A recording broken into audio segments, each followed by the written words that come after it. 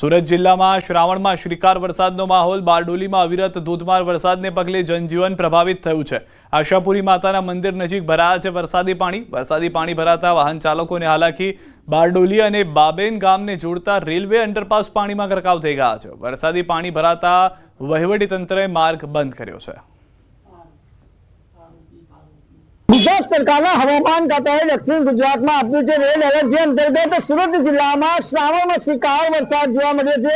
દસમ બતાવવાનો પ્રયાસ કરી કે બારડોલી નગરની અંદર બપોર બાદ અચાનક ભારે વરસાદ ખાબકતા આશાપુરી માતાના મંદિર નજીક પાણી ભરાવા માંડ્યા છે। દ્રશ્યમાં જોઈ શકો છો કે દીપનગર પાસે આવેલી દુકાનોની પણ લગોલગ પાણી ભરાઈ જતા વરસાદી પાણીનો ભરાવાનો નિકાલ લઈ જતા વહીવટી તંત્રની નગરપાલિકાની પોલ ખુલવા પામી છે।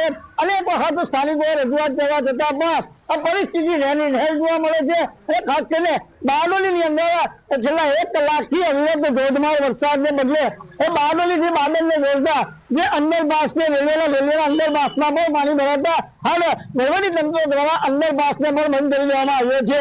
કે ન્યૂઝ 18 ગુજરાતી બારડોલી।